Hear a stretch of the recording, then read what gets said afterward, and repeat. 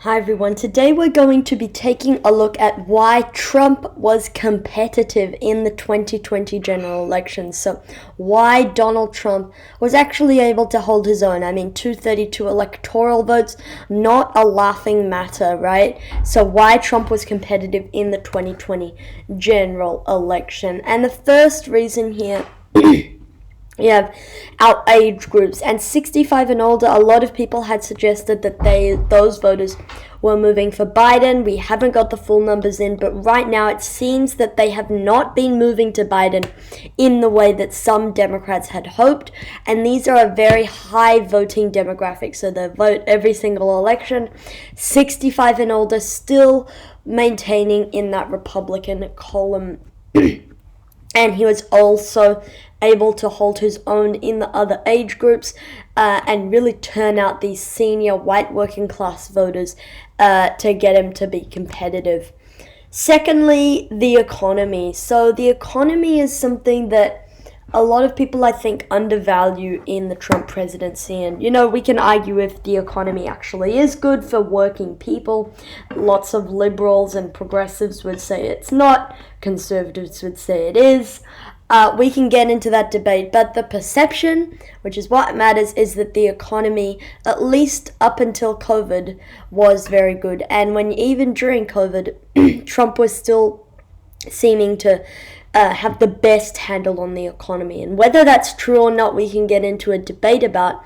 But that's clearly was the perception, was that the economy was the number one issue on voters' minds. Economy, nothing else matters, or some other things matter, but it was mostly the economy ahead of the pandemic, and the economy was President Trump's strongest area was on the economy. And that's, I think, something that should be taken into account. The Democrats need to just get better at messaging on the economy, whether that's to go left, whether that's to go to the centrist, whether that's just to get better messaging, whether that's to kind of reevaluate, whether that's to become more populist, whether that's to focus more on the suburbs, whether that's to try and make a push for rural areas. We can get into a debate about that, but it's clear that something's a bit off with the Democratic Party in terms of their appeal on the economy, because the Democratic Party's actual policy planks in terms of the economy is actually very popular. NAFTA, TPP. Look at Bernie Sanders opposing both of those. Elizabeth Warren. You look at a minimum wage. That's incredibly popular, not just in opinion polls, but also in swing states like Florida. We saw in the election. And there's other examples of the economy really should be a stronger spot for Democrats. Maybe not their strongest spot, but it should be a strong spot. And that's something that the Democrats are going to have to work on between now and November 2024. That's really something that I think they need to just get better at messaging, or I would say, in my opinion, get better at messaging, but also push a bit further to the left, go a bit more populist. I oppose the trade deals more vigorously. I think that would help them in terms of the economy.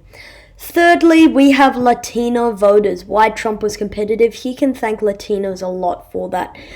Latino voters supported Trump in a much bigger way compared to 2016, especially in a few particular states that I'll get onto in a bit.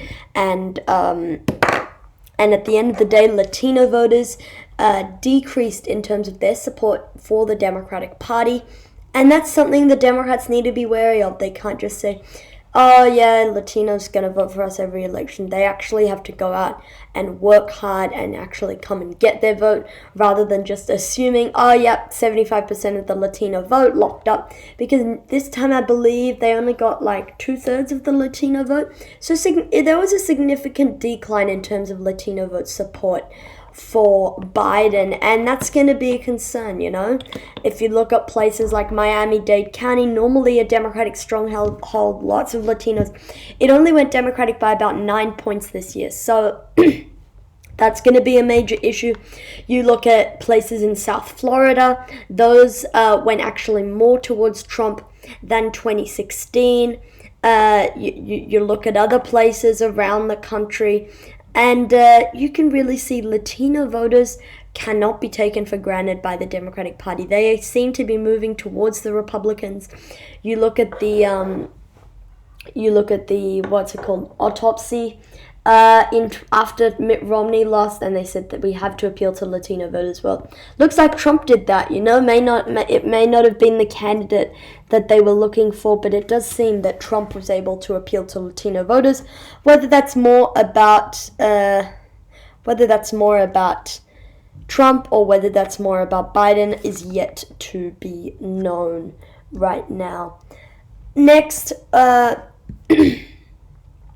just wait here.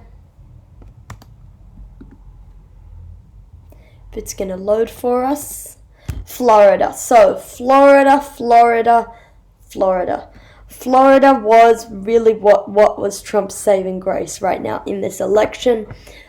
Florida went strongly for Mr. Trump. He was able to effectively win that state. And Florida, this is a big problem for the Democrats. If they want to go forward and actually win Florida, they're going to actually have to put in a lot more work, because right now Florida is shifting towards the GOP. You look election to election, each 2 years it's moving more towards the Republicans. It's starting to get out of reach for Democrats. You just look at it. Florida now has 2 Republican senators, 1 Republican governor, and Trump has won Florida 2 times in a row. The last time Democrats won a high-profile statewide race, and when I say high-profile, I mean Senate, President, or Governor, was in 2012, and that was 8 years ago. So I'm now starting to see Florida more as a lean Republican state now. So if Democrats really want to win Florida, they're going to have to put in the work in the Latino community, put in the work in senior voters, because right now it's definitely trending towards the Republicans in future elections, and that's going to be a major issue for the Democratic Party. But here's the thing. The Democrats, they don't really need Florida, quite frankly. They do not need Florida. They just need the Clinton 2016 states plus Wisconsin, Michigan, Pennsylvania, and that's a ball game. That's it.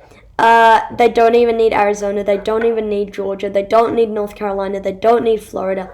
They don't need a lot of these states, but it would be nice to have them as a bit of padding. I think that Florida might be coming a bit out of reach for the Democratic Party. So that's it for today's video, guys. Thank you for watching, and I'll see you all in the next video. 4 reasons why Trump was competitive, not winning, but competitive in the 2020 election. Thanks for watching, and good night.